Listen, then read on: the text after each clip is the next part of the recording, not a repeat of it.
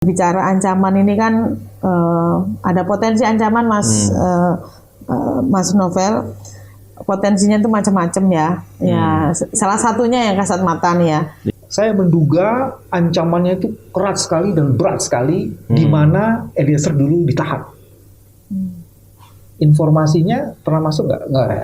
Boleh senyum-senyum. Waduh, susah dijawabnya. Aduh, kok ABW bisa tahu.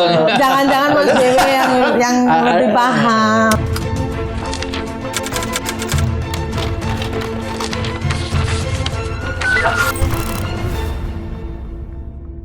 Bismillahirrahmanirrahim. Assalamualaikum warahmatullahi wabarakatuh. Salam integritas anti korupsi. Alhamdulillah, hari ini kembali saya berkesempatan berbincang dengan Ibu Susi, Komisioner LPSK. Apa kabar, Bu Susi? Alhamdulillah baik. Saya didampingi oleh Pak Biwi juga. Mukanya sumringah mukanya. Ya, karena memang kita baru mendapatkan kabar baik ya. Iya, alhamdulillah. Dari putusan hakim perkara terkait dengan Richard Eliezer. Yang pertama dinyatakan sebagai justice kolaborator, artinya usulan dari LPSK atau yang penetapan LPSK dan yang disampaikan ke pengadilan diterima oleh hakim. Ini poin luar biasa. Saya pun gembira karena justice kolaborator itu penting sekali untuk mengungkap kasus-kasus besar. Dan ketika awal-awal sempat ada perdebatan, kita khawatir kalau ini nggak diterima, besok-besok orang akan nggak mau jadi justice kolaborator dengan segala resikonya ya. Terus yang kedua juga kita melihat bahwa proses ini yang panjang dan lain-lain akhirnya betul-betul hakim memberikan suatu putusan yang luar biasa. Tapi sepertinya belum sampai di sini nih Pak Bibi. Belum selesai. Belum selesai sampai di sini karena masih banyak hal lain lagi ya. Yang pertama, proses hukumnya belum selesai, masih berjalan. Walaupun Richard Eliezer sudah ingkrah ya Bu ya. Tapi kan resiko ancaman setelah putusan ini yang menjadi liar. Artinya seperti apa dan lain-lain ini belum terbayang. Saya juga belum terbayang nih Bu Susi. Kalau dari LPSK sendiri gimana Bu Susi? Ya, pertama saya sampaikan dulu pesan Richard ya, yang ingin disampaikan kepada keluarga almarhum Yosua Huta Barat, bahwa utamanya kepada kedua orang tuanya almarhum, bahwa Richard berterima kasih sudah diberi maaf atas kesalahannya. Itu permaafan tersebut menjadi salah satu yang meringankan hukumannya. Itu yang dia sampaikan, dia titipkan. Kebetulan saya belum pernah ketemu di pengadilan kemarin, tapi sebelum putusan, pas setelah putusan Richard sampaikan seperti itu, titip terima kasih. Itu yang kedua. Nih, soal ancaman kayaknya serem banget nih ya. Tapi memang itulah pekerjaan LPSK dan itulah salah satu alasan LPSK memberikan perlindungan kepada Richard Eliezer ini. Jadi kalau berbicara ancaman ini kan ada potensi ancaman Mas Novel. Potensinya itu macam-macam ya. Ya, salah satunya yang kasat mata nih ya. Itu kan disparitas putusan kan tinggi banget ya. Dari vonis mati, kemudian 20 tahun, 15, 13, dan 18 bulan gitu kan. Ya kita nggak tahu ini apakah ini bisa legowo gitu ya dengan ini semua. Terus kemudian nggak marah ke Richard gitu kan. Itu belum lagi yang obstruction of justice-nya itu kan juga banyak. Ini juga menjadi bagian yang kami pikirkan gitu ya, menjadi salah satu variabel yang kami pikirkan terkait dengan potensi ancaman. Kita nggak tahu, mungkin bukan mereka tapi bisa juga simpatisannya, kita nggak tahu ya. Gitu ya. Nah, kemudian juga potensi-potensi ancaman yang lain yang kita tidak tahu karena ya saya nggak ngerti, Mas Novel yang lebih paham bagaimana budaya di internal Polri, saya juga tidak paham. Nah ini yang masih kami pelajari juga Mas Novel. Nah mungkin Mas Novel nanti bisa kasih masukan kepada kami ya berkaitan itu. Nah ada juga yang ancaman nyata. Memang ancaman nyata ini sejauh dilindungi LPSK belum ada. Tetapi ya saya juga konon kabarnya yang sebelum-sebelumnya juga sebelum ada LPSK diberikan perlindungan bisa pernah saja ada. Mungkin ya, tapi ya konon kabarnya saya belum melihat buktinya secara langsung ya seperti itu. Iya. Memang resiko-resiko itu kan harus diantisipasi dari segala sisi ya. Walaupun memang kalau melihat dari perkara ini Memang ini perkara yang dahsyat ya, perkara yang besar dan luar biasa. Dan yang menarik adalah perhatian publik terhadap kasus ini sangat luar biasa. Oleh karena itu saya juga mengusulkan ya, terkait dengan ancaman-ancaman, ada baiknya itu dibicarakan di forum-forum publik. Tujuannya apa? Ya agar publik ikut membantu mengawasi. Agar publik membantu untuk mendorong, atau paling tidak kalau diketahui orang banyak itu, orang yang mengancam juga takut lah gitu kurang lebih. Kalau gitu Pak ya? Bibi gimana Pak Bibi? Betul Pak Bibi? Saya mengamati, agak bukan memincengi Bu Susi. Memincengi. Aduh. Pertama gini loh, ada kosakata yang digunakan, serem. Waduh. Nah, saya tuh orang yang suka mengamati meme, Iya. serem. Kata-kata serem itu terus Ibu Susi mulai mengkamuflase ada potensi, tapi di ujung bilang ada fakta serem. Saya ingin coba membuat simulasi. Bu Susi tidak perlu menjawab dengan verbal, tapi bisa mengangguk lah. Misalnya begini, dalam situasi yang sangat under pressure, ketika antara skenario 1 dan skenario 2 dan lain-lain skenario itu belum cocok banget. Iya. Saya menduga ancamannya itu keras sekali dan berat sekali, di mana Eliezer dulu ditahan. Informasinya pernah masuk nggak? Nggak. Boleh senyum-senyum. Waduh. Susah nih jawabnya. Aduh, Pak Bibi bisa tahu nih. Jangan-jangan Mas Dewi yang lebih paham gitu. Jadi kalau dari jawaban ini sebenarnya ada, Mas. Iya.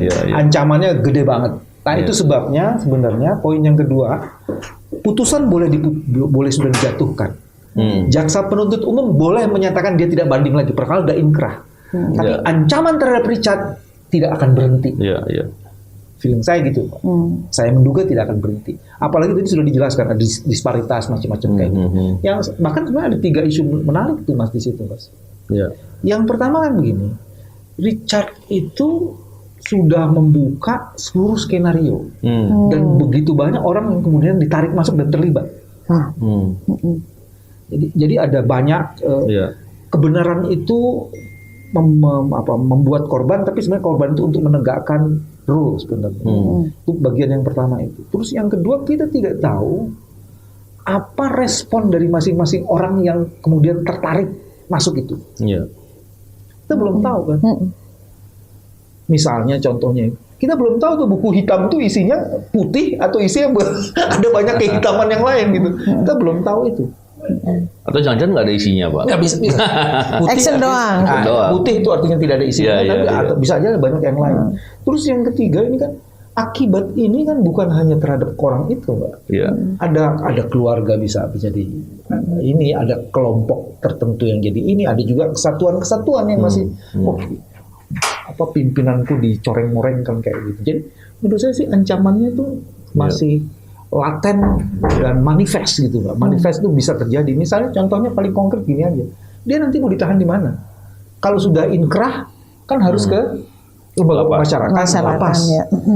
Sampai hari ini dugaan saya LPSK belum melakukan kerjasama dengan LPSK untuk meminta satu ruangan tempat tertentu yang bisa mengamankan seluruh justice kolaboratornya, kan? Itu penting itu. Iya, soalnya kita juga LPSK kan, kita di Indonesia kan nggak punya lapas JC, tidak punya rutan khusus JC, yang itu juga sebenarnya Sefos punya ya, Mbak? Sefos ada dong.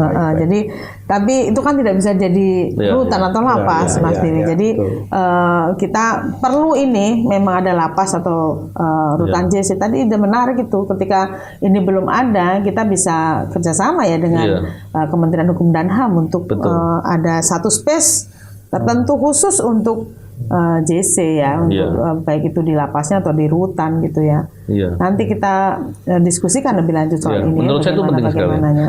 Terkait dengan yang Pak Bibi katakan tadi soal ancaman-ancaman. Seandainya pun lah Pak Bibi, yang Pak Bibi katakan tadi bahwa ada anggota Polri lainnya itu, baik yang ada kaitan mau balas dendam ataupun mau ngapain. Kita kan tahu bahwa perbuatan itu adalah kejahatan baru. Dan sanksinya juga nggak main-main gitu. Artinya setiap ada resiko-resiko ancaman atau ancaman-ancaman nyata itu harus dibuka di publik. Menurut saya itu penting. Kalau ada ancaman nyata ya, kalau ada resiko-resiko ancaman tentunya kita mitigasi. Itu usul saya itu, Bu. Jadi kalau ada ancaman nyata kita bawa ke ranah publik biar ada perhatian bersama. Karena kita tentu tahu bahwa di suatu organisasi tentunya ada aja oknumnya gitu kan. Nah kalau kemudian ada perhatian seperti itu, ya siapa sih yang nggak takut kena hukum gitu kan. Kalaupun masih nekat, ya silakan akan berhadapan dengan hukum. Nggak bisa kita terus kemudian justru membuat momok gitu ya, membuat hantu untuk kita yang mau baik, kan kacau. Nah, hantunya biar untuk yang orang jahat aja. Kalau saya usulkan tiga langkah ya Bu Susi. Bagian pertama mesti ngobrol sama Richard secara pribadi untuk menentukan menurut Richard ancaman apa yang sekarang masih ada di kepalanya, dan memeriksa kembali seluruh proses yang selama ini, di mana kemungkinan ancaman itu memang pernah dilakukan, cuman belum diberitahukan secara lebih rinci. Terus yang kedua, untuk teman-teman LPSK sendiri sebenarnya mengidentifikasi potensi ancaman seperti apa. Kalau tadi kan tempat di mana Richard itu ditaruh. Setelah Richard selesai, di situ dia harus kemana? Kembali ke tempat yang baru ini, atau kembali ke tempat yang lama? Di tempat yang lama, resikonya. Jadi harus ada satu sistem di LPSK yang diusulkan tuh untuk mengidentifikasi potensi ancaman terhadap Richard itu. Ini kami sedang mengidentifikasi itu memang Mas Bewi dan Mas Novel berkaitan dengan tingkat kerawanan ya yang akan dihadapi oleh Richard, baik mau misalnya tetap ditempatkan di rutan Barreskrim apa tingkat kerawanannya, dan nanti kalau di lapas bagaimana, itu juga sedang kami diskusikan. Dan di sisi lain juga kita juga mengevaluasi sebenarnya selama ini seperti apa gitu ya di sini, nanti ke depan gimana. Ini kalau situasinya lurus-lurus saja, dalam artian tidak ada kerikil-kerikil tajam, dalam artian tidak ada hambatan yang yang signifikan ya. Kalau ada hambatan yang signifikan kan kita harus cepat memitigasi gitu. Nah tadi usulan soal dibuka di ruang publik ini bagus juga Mas Novel ya. Jadi biar semua masyarakat ya bisa bertanggung jawab, membahu-membahu ya, membantu ya. Dan utamanya kan kalau ini memang di Polri masih ada ancaman, ini kan misalnya Pak Kapolri ya mungkin ya yang lebih utama bisa membantu ya untuk memastikan tidak ada gerakan-gerakan seperti itu. Karena kemarin aja Pak Menko Polhukam sudah sampaikan ya ada gerakan bawah tanah itu, dan ini jangan sampai ada lah untuk gerakan bawah tanah yang mengarah kepada ancaman seperti itu. Sepanjang ini yang saya pahami, Pak Kapolri kan cukup concern dengan isu-isu seperti ini. Jadi kalau ada hal-hal yang sifatnya terkait dengan oknum dan lain-lain, saya kira Pak Kapolri akan memberikan respon yang sungguh-sungguh ya. Itu poin penting ya. Sekarang situasi itu menjadi keuntungan.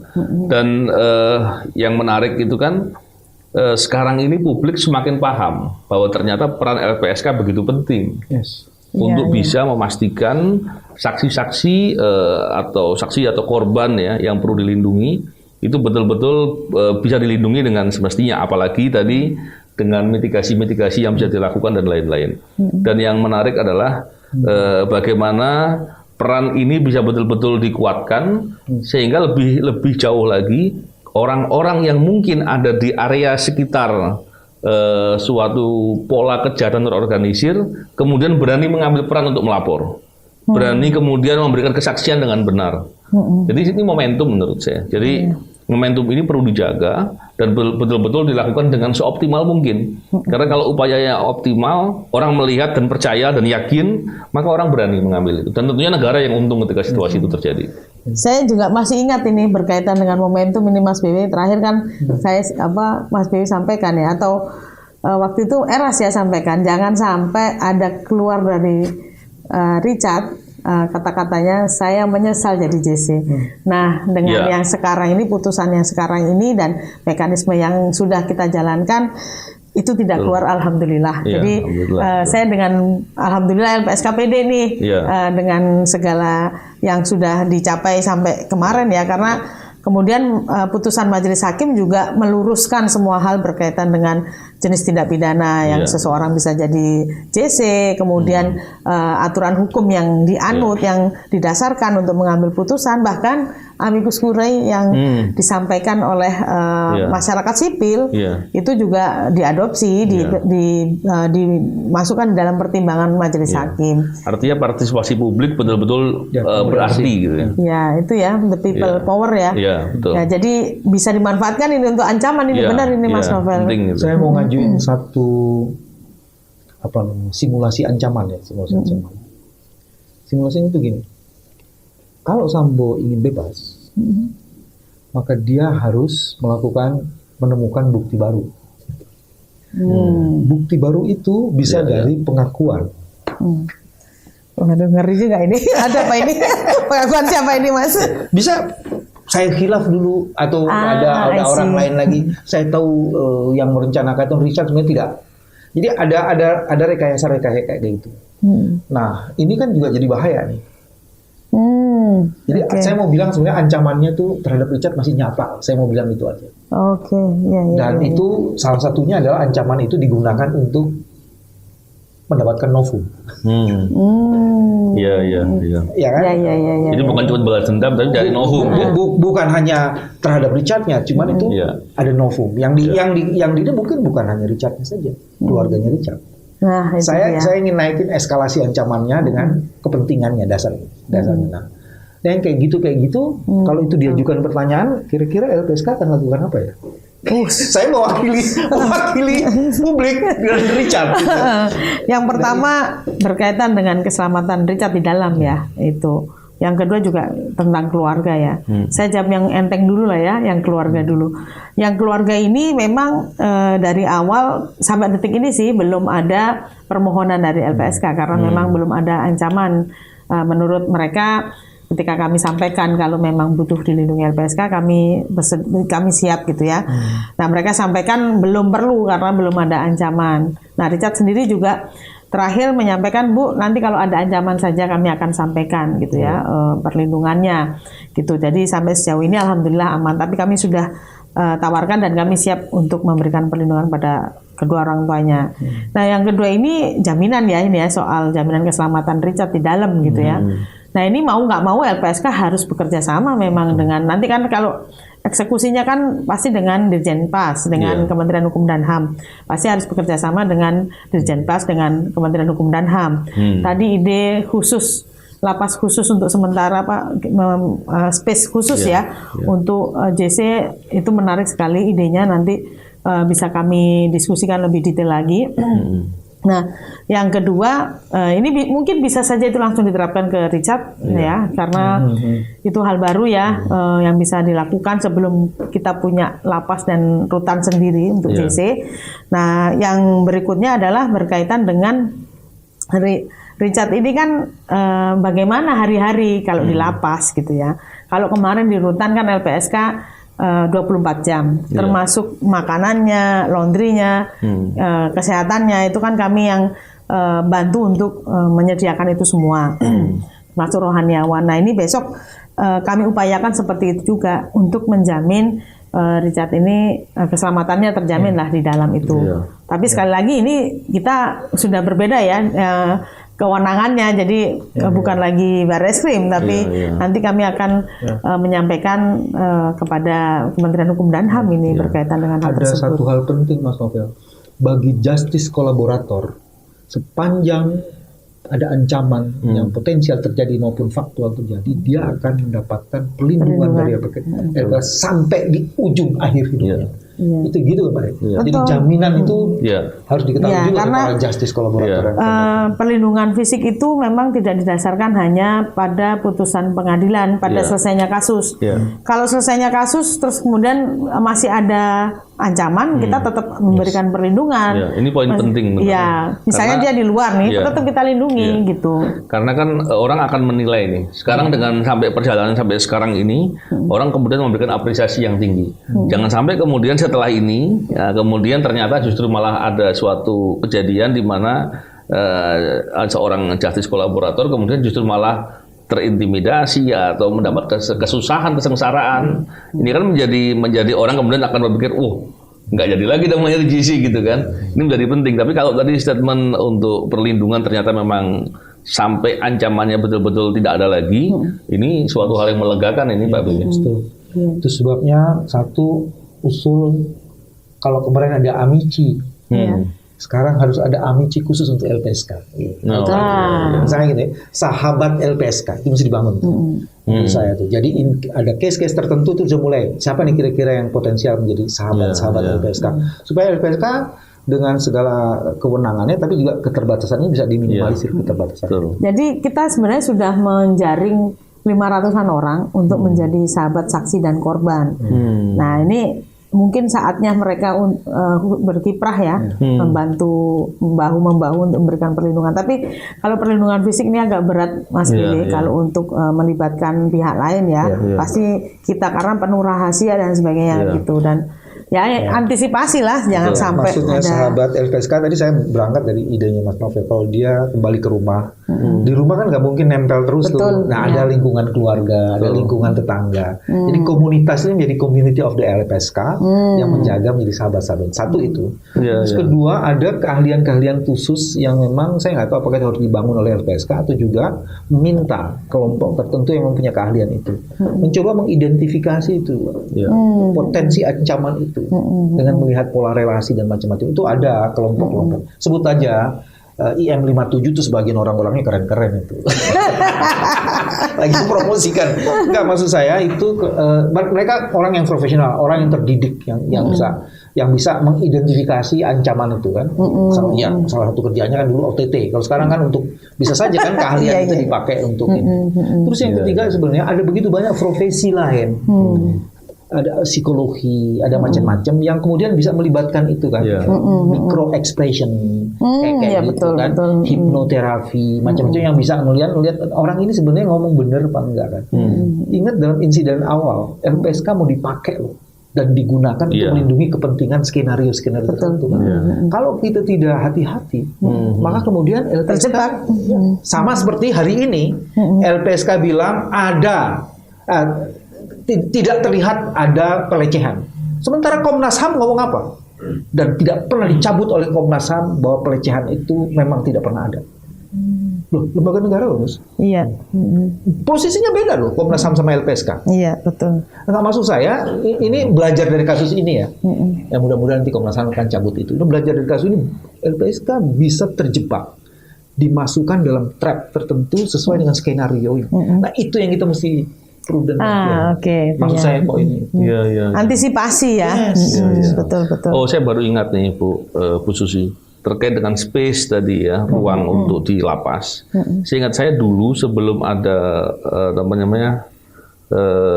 penahanan tipikor yang khusus di Sukamiskin, itu kalau nggak salah itu ada di masing-masing LP itu ada ruang sendiri, ada space sendiri untuk tahanan tipikor. Oh, khusus tipikor ya. Nah, karena tipikor itu ada dan bisa, tentunya untuk kepentingan perlindungan justice kolaborator mestinya bisa. Iya, kayaknya juga seingat saya juga iya sih, saya lupa ada. Cuman bagaimana pengamanannya ini yang kami perlu pastikan lagi ya. Karena kalau areanya sudah khusus, tentunya pengamanannya lebih mudah. Ada CCTV, ada apa, semua akan jauh lebih mudah. Cuman kan itu bercampur, itu masih Mas Novel. Kalau yang tipikor ya memang semua tipikor, JC nggak ada di situ, beda ya. Nah ini yang mau kami pisahkan kan memang yang benar-benar JC itu, jadi memang keamanannya terjamin gitu dan tidak ada intervensi kepada mereka ya. Kalau kemudian mereka masih bersaksi untuk kasus yang lain gitu kan biasanya apalagi tipikor ya kasusnya banyak banget gitu. Ya, menarik nih. Pak Bibi, terkait dengan tadi partisipasi publik ya untuk mengawasi, mungkin Pak Bibi ada ide nih. Bagaimana untuk mengawasi potensi-potensi ancaman. Nah, ini Pak Bibi itu seringkali idenya itu menarik-menarik gitu. Jadi mumpung itu wangsitnya dari sini sebenarnya. Saya cuma nyampein doang. Mumpung di ujung pembicaraan kita ini, nah itu penting itu. Kalau emang Pak Bibi ada ide kalau saya tertentu, gini Mas, itu kan ada level ancaman ya. Ancaman sebelum orang berpikir ke LPSK aja orang udah ada ancaman gitu. Nah, bagian yang pertama sebenarnya yang disebut dengan sense of sensitivity di masyarakat. Kalau ada insiden gitu, terus kita tuh harusnya mulai take care. Ini insiden apa sebenarnya? Kalau ini selama ini kita cuma lihat insiden ya, udah case-nya jadi newsnya doang. Ada nggak ketidakadilan? Kita tuh nggak care di situ. Nah, kalau kemudian misalnya lembaga-lembaga negara kayak Komnas HAM, LPSK mulai kalau ada sesuatu gitu, dia alertnya jalan, Mas. Oke. Dengan begitu terus mulai melibatkan masyarakat di situ, ngecek. Kan mulai ngecek dengan teman-teman di sekitar RT itu sebenarnya kita sedang membangun komunikasi kan. Kalau pakai bahasanya Mas Novel dulu, itu penggalangan awal udah dilakukan. Bukan sikon kan? Bagian pertama itu sebenarnya itu yang mesti dilakukan. Jadi itu tempat di mana lokasi terjadi, tempat di mana orang-orang itu terlibat. Terus yang kedua sebenarnya dalam satu kasus itu ada yang sifatnya generik tapi ada yang spesifik. Diperlukan keahlian-keahlian tertentu dari lembaga tertentu. Sekarang kita pertanyaan dasarnya ya, punya nggak list keahlian-keahlian yang menurut kita itu kalau dia predik ya misalnya kejahatan-kejahatan yang agak khusus, yang agak spesifik itu, misalnya kayak gitu, itu perlu nggak? Nah menurut saya itu perlu dilakukan. Misalnya gini, ada psikologi forensik, Mas Indra Giri, Reza Indra Giri, ada. Kan bukan hanya psikologi forensik, ada yang disebut dengan micro expressions. Ini orang nih nggak usah pakai lie detector. Dengan kita berbicara, dia berbohong itu ada itunya tuh. Mulutnya miring sedikit lah, ininya matanya. Kayaknya Mas Bewe tadi mempraktekkan itu. Gara-gara saya ngomong serem tadi ya. Misalnya kayak gitu. Jadi teman-teman kalau itu ada di LPSK bagus. Cuman kalau saya sih bangun itu, Mas, konsep partisipasi itu. Kan kalau di LPSK jadi gede gendut itu kan ininya. Kalau kita kemudian bisa melibatkan kelompok-kelompok itu menjadi menarik gitu. Jadi yang disebut partisipasi itu bergerak menjadi community, bukan sekedar to part but community. Nah, community masuk kalau dari kesadarannya menjadi kekuatan organik, Pak. Nah, itu level-level kekuatan itu akan meningkat terus. Jadi sahabat pencinta, kalau tadi sahabat LPSK kan sahabat pencinta, naik lagi levelnya itu. Oh iya. Karena dia akan masgul kalau KPK itu tidak LPSK itu tidak melibatkan dia. KPK dulu kita kelibat-libat. Kayaknya masih cinta. Mendarah daging kayaknya. Ada yang sebelin gitu. Jadi kayaknya tuh keahlian itu Mas bisa diunis sama komunitas-komunitas itu.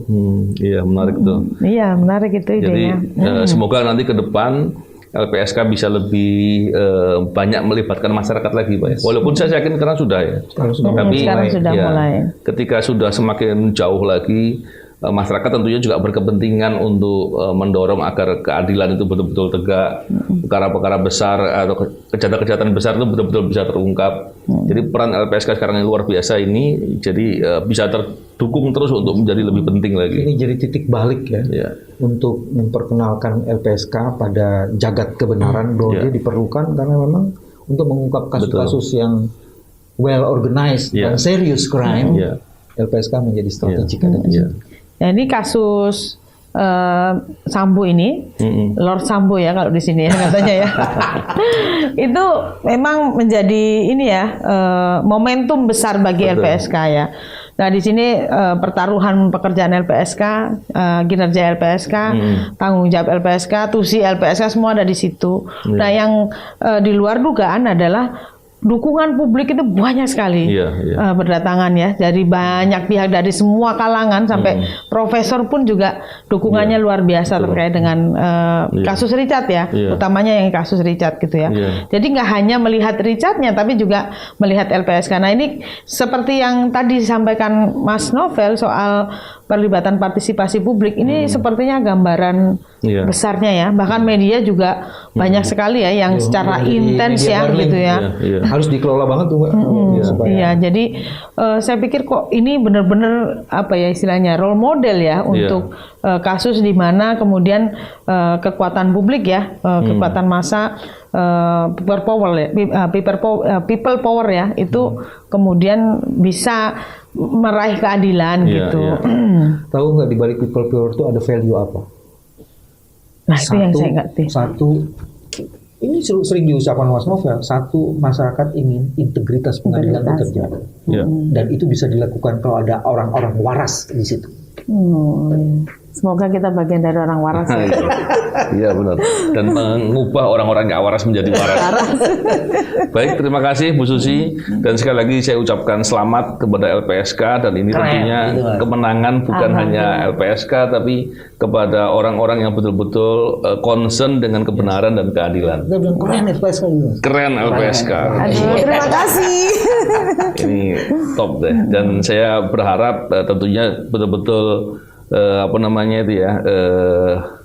ya berharap ya semoga ke depan ini betul-betul terjaga dan bisa bermanfaat untuk mengungkap kasus-kasus yang lebih besar lagi. Terima kasih, itu aja Pak Bibi. Salam integritas, anti korupsi. Salam integritas. Assalamualaikum warahmatullahi wabarakatuh. Waalaikumsalam warahmatullahi wabarakatuh.